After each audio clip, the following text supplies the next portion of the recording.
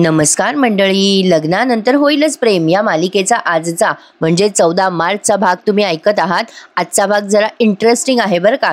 वसू आत्याचे घराणे अजूनही थांबलेले नाहीयेत। सुरुवातीला वसू आत्याच बोलत असतात, पण मानिनीताईंनी पुन्हा आज त्यांना जापलाय। तर वसू आत्या सगळ्यांना सांगत असतात, या काव्याने गृहप्रवेश करताना कलश उडवून लावला होता फुटबॉल सारखा। अहो माझ्यावर विश्वास नसेल बसत तर रम्याला विचारा आमच्या। अहो रम्यावर विश्वास नसेल तर तुमच्या काव्यालाच विचारा ना। वसू आत्याचं बोलणं काही शांत होईना। आता बिचाऱ्या त्या काव्याच्या आई वडिलांना ऑकवर्ड होतं ना आपल्या पोरीचे गाणे ऐकून। काव्या त्या वसू आत्याकडे अशी डोळे वटारून बघत असते। मला तर वाटलं वसू आत्याच्या कानाखाली वगैरे मारते की काय, कारण काव्याचा आविर्भाव काहीसा असाच होता। त्यावर वसू आत्या पुन्हा अजून गारणे करत म्हणतात, ना तुमच्या पोरींनी एक रीत पाळली ना कुठले खेळ खेळले। आता रम्या लगेच म्हणते, अगं आई बस, किती बोलशील तू, शांत हो ना। मग जीवा आणि काव्या तेथे आल्या। अगं आई त्या दोघींची मनस्थिती बघ, जरा शांत हो, रम्या असं म्हणत असते तिच्या आईला मुद्दाम बरं का। आता ही नंदिनी पण खुणवत असते काव्याला, काव्या कोणाशी जास्ती बोलू नकोस म्हणून, म्हणजे काही उलटून बोलू नकोस असं ती खुणवत असते नंदिनी। आता हे पार्थ आणि जीवा येतात आणि या काव्याच्या आई वडिलांच्या पाया पडतात। वसू आत्या इथेही वटवट करतात, बाबा आम्ही ना आमच्या मुलांवर संस्कार केलेत बरं का। आता ते सगळेजण बसतात खाली सोफ्यावरती, पण आता बघा पुढेही वसू आत्यांचं बोलणं अजूनही चालूच आहे। इतकं इरिटेटिंग झालंय त्यांचं बोलणं, म्हणजे यांच्या घरच्यांनाच। आधी तर एकमेकांना बसा बसा करून सगळे परेशान, तुम्ही बसा आम्ही बसा हे सगळं बसणं झालंय। मग आता त्या मानिनीताई म्हणतात, पाणी आण ग कल्पना, आणि त्या काव्याच्या आईला म्हणतात, बरं झालं शारदाताई तुम्ही फोन केला, काही रीतीभाती पाळाव्याच लागतात आपल्याला। मांडव परतनीची रीत तर पाळायलाच हवी। आज ना तुम्ही पोरींना घेऊन जा, मी तर म्हणते पोरी 2-3 दिवस राहिल्यात ना आरामात माहेरी तरी चालेल। काय हो बरोबर बोलताय ना मी। आता ते लगेच पार्थचे वडील म्हणतात, हो हो मानिनी अगदी बरोबर। पण लगेच वसू आत्या मध्ये बोलून म्हणतात, नाही नाही असं चालत नसतं बरं मानिनी। आता सगळेजण वसू आत्याकडे पुन्हा बघायला लागतात आश्चर्याने। वसू आत्या म्हणतात, मानिनी अशी रीत नसते बरं का, आज रात्री या पोरी परत आल्या पाहिजे घरी। आता सगळेजण वसू आत्याकडे रागाने पाहायला लागतात आणि विशेषतः काव्या पुन्हा त्यांच्याकडे रागाने बघायला लागते। आता नंदिनी पुन्हा तिला खुणवते, गप्प बस काव्या, शांत हो। मग लगेच हे पार्थचे वडील म्हणतात, अगं ताई काय तू। मग लगेच वसू आत्या म्हणतात, अरे रीत असते बाबा ही धनंजय, सकाळी माहेरच्या माणसांनी घेऊन जायचं असतं पोरींना आणि संध्याकाळी परत आणून सोडायचं असतं दिवे लागणीच्या वेळेला, तीच पद्धत आहे बाबा। मी घरातली मोठी आहे, मग माझ्या बोलण्याला काही मानपान आहे का नाही? नाही म्हणजे नसेल तसा मान तर तसं स्पष्ट सांगा बाबांनो, यापुढे मी कधी काही बोलायचीच नाही। बरं होईल वसू आत्या तुम्ही नाही बोललात तर। असो, पण आता काव्य त्यांच्या प्रत्येक बोलण्यावर रिॲक्शन देते बरं का, पण कधी कधी गरजेचं नसतं। अशा लोकांना रिॲक्शन दिली ना की त्यांना बोलायला अजून चेव येतो। एक जनरल तुम्हाला सांगितलं, त्यापेक्षा शांत बसणं हे जास्ती बेटर, जसं नंदिनी करते। आता पुढे बघा सगळे एकमेकांकडेच बघायला लागतात आता। पण बिचारी नंदिनीची आई त्या शारदाताई म्हणतात, बरोबर बोलतायत वसुताई, आपण असं करूयात का, रात्री जावई बापूंना पाठवता का आमच्याकडे, म्हणजे आम्हीही त्यांचा पाहुणचार करू। आता काव्या लगेच नंदिनीकडे राग बघायला लागते बरं का। काव्याला सगळ्याच गोष्टींवर ऑब्जेक्शन आहे, कारण तिने हे लग्न मान्यच केलेलं नाहीये ना। मग आता त्या काव्याचे वडील म्हणतात, हरकत नाहीये, पाठवा जावई बापूंना, दोघे आमच्या घरचं छान जेवण वगैरे करून येतील। पण आता काव्या जोरात ओरडते मध्येच, कशाला। आता नंदिनी तिचा हात दाबते, त्यावर काव्या तिच्या हाताला जोरात चिमटा घेते। नंदिनीला खूप हर्ट होतं, पण काव्या बोलतेच मध्ये आणि म्हणते, काव्या उलटून बोलल्यासारखं म्हणते, आम्हाला नाही यायचे आजच्या आज परत।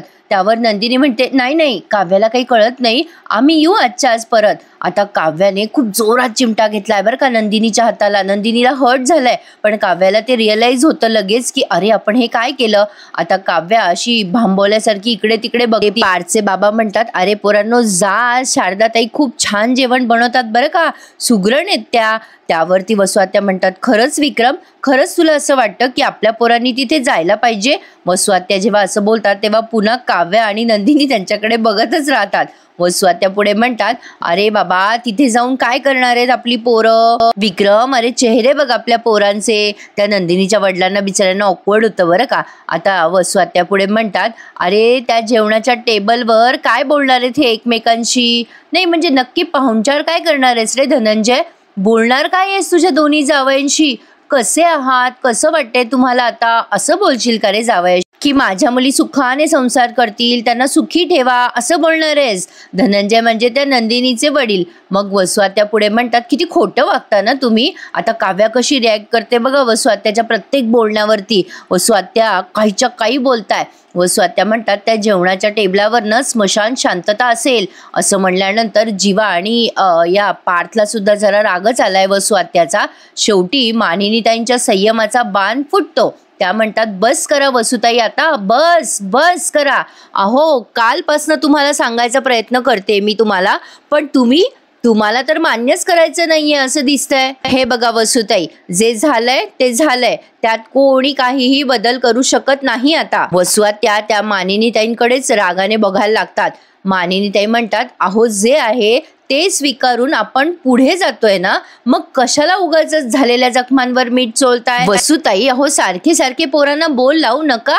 आता सगळेच जण वसुआत्याकडे रागाने बघायला लागतात बरं का. मग लगेच मानिनीताई बोललेल्या सगळ्या गोष्टी सावरतात सुद्धा. हे बघा वसुताई, असंच तुम्ही सतत बोलत राहिल्या ना, तर जी नाती टिकायची आहे ना, तीही टिकणार नाहीत. नाती फुलणार कशी? वसुआत्या म्हणतात, अगं मी मुलांचाच विचार करत होते मनाचा. मग आता या मानिनीताई म्हणतात, मुलांची मनं कणखर आहे आणि मुलं हळूहळू एकमेकांशी घेतील जुळवून, तुम्ही त्याची काळजी करू नका. आता वसुआत्याचा सगळ्यांसमोर अपमान झालाय नाही का. वसुआत्या बोलतातच त्यासाठी, जेणेकरून त्यांचा अपमान व्हावा. कशाला बोलायचं, यांना काय करायचंय बरं उगाचच. पण असो, मानिनीताई म्हणतात, सारखं सारखं असं बोलू नका वसुताई. तुम्ही सतत असं बोलत राहिलात किंवा आम्ही बोलत राहिलो तर कुठलंच नातं फुलणारच नाही वसुताई. आता वसुआत्याला त्यांची चूक माहिती आहे बरं का, पण मुद्दाम आपलं यांच्या जखमेवर मीठ चोळायचं काहीतरी. मानिनीताई म्हणतात, हे बघा वसुताई, तुम्ही घरातल्या मोठ्या आहात, माझा आवाज चढला त्याबद्दल सॉरी, पण हे जे काही मी तुम्हाला बोलले त्याबद्दल काही मी तुम्हाला सॉरी वगैरे म्हणणार नाही बरं का. आता वसुआत्याला आणखीनच राग येतो मानिनीचा. पण आता मानिनीताई म्हणतात, प्लीज तुम्ही बसा ना, चहा वगैरे घ्या. पण लगेच ते नंदिनीचे वडील उठून उभे राहतात आणि म्हणतात, नको नको, आम्हाला काही नको, आम्ही आता निघतो. जीवा आणि काव्या बिचारी केविलवाणे एकमेकांकडे बघतायत. त्यांच्यासाठी खरंच खूप ऑकवर्ड सिच्युएशन आहे ही सगळी. आता हे निघालेले असताना त्या मानिनीताई म्हणतात, थांबा थांबा जरा 1 मिनिटं थांबा. आणि आता या सगळ्या सवाष्णी एकमेकींना हळदी कुंकू देतात. म्हणजे मानिनीताई कुंकू वगैरे लावून त्यांच्या सुनेला वाटी लावतायत आता. आणि काव्याला म्हणतात, बेटा आरामात या रात्री, आम्ही जागेच असू. म्हणजे दोघी पोरींना म्हणतात, किती छान आहेत ना मानिनीताई, खरंच खूप गोड सासू आहे. म्हणजे या सिच्युएशन मध्ये सुद्धा त्यांनी त्यांचा संयम टिकवून ठेवलाय. नंदिनी आणि त्यांच्या स्वभावामध्ये खूपच साम्य आहे. आता जेव्हा मानिनीताई असं बोलतात तेव्हा काव्या सगळ्यात आधी तिथून निघून जाते बरं का. आता तिचे वडील म्हणतात, काव्या अगं. आता तिचे वडील पण काव्याच्या मागे मागे निघून जातात. मग नंदिनी म्हणते त्या मानिनीताईंना, आई येतो आम्ही लवकर. आता ती सुद्धा निरोप घेते. आता सगळेजण निघून गेलेत. आता सगळे गेल्यानंतर जीवा हळूच त्याच्या आईकडे म्हणतो, आई मला नाही जायचंय जेवायला तिथे रात्री. मग आता पार्थ म्हणतो, हो ना आई, आमच्यासाठी त्यांच्यासाठी किती ऑकवर्ड मोमेंट असेल ग, काय परिस्थिती असेल, काय कसं आम्ही सगळं फेस करणार आहोत, तू सांग बरं. मानिनीताई म्हणतात, अरे पार्थ, कळतंय मला तुम्हाला काय वाटतंय ते, हे सगळं तुम्हाला जड जाणार आहे पोरांनो, पण असं नसतं रे. हा सगळा अवघडलेलापणा आहे ना, हा कधीतरी कुठेतरी संपवायला हवा की नाही. आपणच सुरुवात करायला हवी ना, कोणीतरी सुरुवात तर करायलाच हवी ना बेटा. म्हणूनच म्हणते की सुरुवात करा, फक्त 1 पाऊल तुम्हाला पुढे व्हायचंय. प्लीज बेटा प्लीज माझ्यासाठी ऐका. आता रम्या तिथेच आहे बरं का, यांच्याकडे सारखी बघते. रम्याला काही हे सहन होत नाहीये. आता वसुआत्या तिला खुणवतात की शांत बस सध्या. मग मानिनीताई दोन्ही पोरांना म्हणतात, पोरांनो माझ्यासाठी एवढं करा. मग आता पोरं काही यांच्या शब्दाबाहेर नाही आहेत. मग आता दोघंही मजबूर असल्यासारखे होकार देतात. पण जीवाच्या मनात अजिबात नाहीये तिथे जाण्याचं. तर असो, हा प्रसंग छान वठवलाय त्यांनी. आता बघा, काव्या आणि ही नंदिनी माहेरी गेल्यावर काय ॲक्च्युली मालिकेतले सगळे संवाद खूपच सुरेख दाखवलेले आहेत त्यांनी, रादर ऐकवलेले आहेत. आता घरात आल्या आल्या आरुषी या दोघींना मिठी मारते. म्हणजे या दोघींची लहान बहीण. ती म्हणते, वा ताई, काव्या, मी तुम्हाला किती मिस केलं, किती छान वाटतंय तुम्हाला इथे बघून, बरं झालं तुम्ही आलात. मग आता धनंजय म्हणजे त्यांचे वडील म्हणतात, अरे बेटा त्यांना काही फार दिवस झाले नाही इथून जाऊन. आरुषी म्हणते, बाबा मला तर वाटतंय की 1 महिना झाला यांना इथून जाऊन. आता काव्या तिच्या घरात आल्या आल्या म्हणते, आता जरा बरं वाटतंय, माझी हक्काच्या जागेवर आल्यासारखं वाटतंय, इथून आता मला कोणीच हाकलू शकत नाही, असं म्हणून काव्या तिथे खाली टेबलवर बसते. मग नंदिनी म्हणते, आई तू काही म्हण, सासर कितीही चांगलं असलं ना तरी माहेर ते माहेरच असतं. आपल्या घरी आल्या आल्या असं रिलॅक्स झाल्यासारखं वाटतंय ग. मग त्या शारदाताई म्हणतात, हो पोरीनो, हीच जादू असते माहेरची. बरं चला, तुम्ही दोघी जणी हातपाय तोंड धुवा, तुम्हाला काय खायला हवंय ते सांगा मला. आता आरुषी म्हणते, हो हो हो, तुमचे कपडे तसेच ठेवले तर मी तुमच्या कपाटात, जा आणि मस्त फ्रेश होऊन या. काव्या तिथे पाणी पित असते टेबलवर बसून. आरुषी म्हणते, मी आईला हेल्प करते. नंदिनी म्हणते, अगं बाई, ही आपलीच आरुषी आहे ना, एका दिवसात एवढी सुधारलीस आरुषी. मग नंदिनी आरुषीला जवळ घेते. मग नंदिनी म्हणते, आई तू एकटी नको धावपळ करूस, आम्ही दोघी आहोत ना, आम्ही करू दोघी जणी. मग लगेच काव्या अगदी रूडली बोलते आणि म्हणते, मी काय म्हणते की मला नाही करायची आहे मदत, मी 2 दिवस झोपलेली नाही आहे, मला जरा झोपायचंय, शांत झोप लागेल मला आता. काव्या असं बोलल्यानंतर तिचे बाबा म्हणतात, काव्या बेटा, अगं तुझंच घर आहे आणि राजा, तुला जे हवं ना ते तू कर, तुझंच घर आहे, जा बरं रिलॅक्स व्हा दोघी जणी. आता या शारदाताई काही बोलणार तेवढ्यात हे खुणवतात त्यांना आणि म्हणतात, काय आहे ना, मला आता कुठल्याच कटू आठवणी काढायच्या नाही आहेत. आपल्या पोरी माहेरी आल्या आहेत की नाही, यांच्या चेहऱ्यावरचा आनंद मला माझ्या डोळ्यात साठवून घ्यायचा आहे. कसं छान दाखवलं ना प्रेक्षकांनो. शेवटी वडील ते वडीलच असतात. काही झालं तरी पोरींची बाजू घ्यायला कुठे कमी पडत नाहीत वडील. तर असो, अशा पद्धतीने यांचं माहेरी सुंदर असं वेलकम झालंय.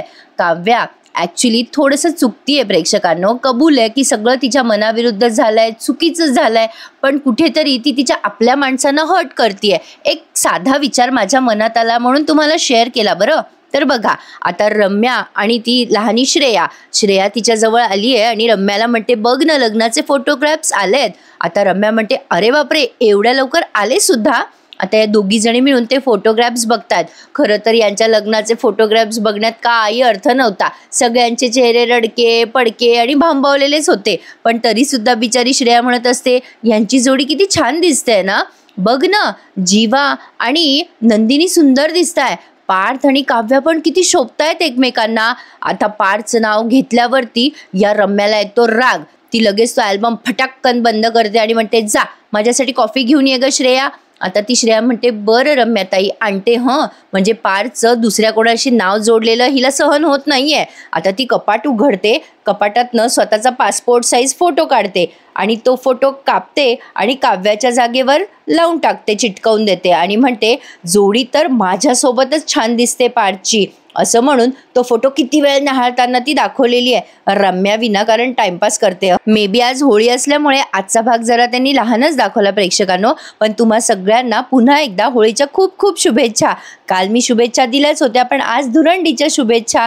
तुमच्याकडे रंग तुम्ही खेळत असाल ना, तर जरा सेफ खेळा आणि काळजी घ्या स्वतःची. मी रंग खेळत नाही प्रेक्षकांनो, मला ॲलर्जी आहे कलरची. मी फार वर्षापूर्वी सोडून दिलंय कलर खेळणं, माझ्या 10वी-11वी झाल्यानंतरच. तर असो, रम्याने आता स्वतःचा फोटो तिथे लावलाय आणि म्हणते, ही बेस्ट जोडी आहे, आता लवकरच ही जोडी एकत्र येणार, असं म्हणून तिचा फोटो खूप वेळ ती न्याहाळत असते. आता इकडे बघा, आरुषीने खूप छान छान प्लॅनिंग केलेले असतात. आरुषी म्हणते, आज आपण फुल एन्जॉय करायचा, आपण झालेल्या गोष्टींचा विचारच करायचा नाहीये. आणि आई, गरमागरम जेवण बनव आणि आपल्या फेवरेट आईस्क्रीम पार्लरमधून आपण आईस्क्रीम मागूयात, पण माझ्या आवडीचं नाही, काव्याच्या आवडीचं, चोको चिप काहीतरी असं फ्लेवरचं नाव घेते ती आईस्क्रीमच्या. मग आईस्क्रीमचं नाव घेतल्यानंतर काव्या टोमणा मारते तिच्या घरच्यांना आणि म्हणते, काव्याच्या आवडीचं असं कोणीतरी म्हणालं का? माझी आवड आणि माझी इच्छा हे दोन्हीही पूर्ण करायची ताकद आहे का कोणाकडे? काव्या असं मनाला लागेल असं बोलली आहे तिच्या आईवडिलांना. आता मात्र नंदिनी पण खूप हर्ट झाली आहे. खरं तर तिच्या आईवडिलांनी हे सगळं मुद्दाम केलेलं नाही आहे, हे काव्याला माहिती आहे, पण शेवटी आपणच आपल्या माणसावर राग व्यक्त करतो नाही का? काव्याचं विचारीचं तसंच झालंय. आता ती असं टोमणा मारते, तिच्या आईवडिलांना टोचून बोलते आणि निघून जाते. नेहमीप्रमाणे नंदिनी तिची बाजू सावरत म्हणते, आई बाबा तुम्ही इतका विचार करू नका, तिच्याबद्दल ती जरा दुखावली गेली आहे. मग आरुषी म्हणते, अगं ताई, तू पण हर्ट झाली आहेस ना, तरी तू समोरच्याला असं हर्ट करतेस का? समोरच्याला ब्लेम देतेस का? नाही ना, अगं कालपर्यंत मला तुम्हा दोघींबद्दल खूप वाईट वाटत होतं, म्हणून मी तुम्हा सगळ्यांना एवढा आग्रह केला आईस्क्रीमचा. काव्या कशी वागली ना, गेली उडत. कशी आरुषी जरा शॉर्ट टेम्परर आहे. मग तिचे बाबा म्हणतात, आरुषी बेटा, अगं प्रत्येक जण वेगवेगळ्या पद्धतीने रिॲक्ट होत असतो, प्रत्येकाचा स्वभाव वेगवेगळा असतो. नंदिनी म्हणाली आहे ना, आपण थोडासा वेळ देऊया काव्याला, तर देऊया. त्यावर आरुषी म्हणते, एनिवे मी आईस्क्रीम माझ्याच आवडीचं मागवणार आहे. असं म्हणून आरुषी तिच्या खोलीत निघून जाते. आता नंदिनीचे वडील म्हणतात, नंदिनी बेटा, समंजस माणसाचा समजूतदारपणा सगळेच गृहीत धरतात ग. किती सुरेख वाक्य बोललेत ना हे. मग ते पुढे म्हणतात, तुझ्या मनाची अवस्था काय झाली असेल ते कळतंय ग बेटा मला. तुला हे सगळं खूप कठीण गेलं असेल ना प्रत्येक क्षण. त्यावर नंदिनी सुरेख उत्तर देते. प्रेक्षकांनो, नंदिनी म्हणते, हो बाबा, कठीण तर गेलं, खूप कठीण. पण मग अशा वेळेला मी माझ्या आनंद निवासच्या केसेस आठवते. काही मुली यायच्या माझ्याकडे मदत मागायला. तेव्हा मी त्यांना समजवायचे की लग्न करणं सोपं असतं, पण संसार निभावणं खूप कठीण असतं. हिम्मत हारायची नाही. आता त्या वाक्याचा अर्थ मला कळायला लागलाय बाबा. म्हणजे त्यावेळेला मी सांगून गेले, पण आता कळतंय.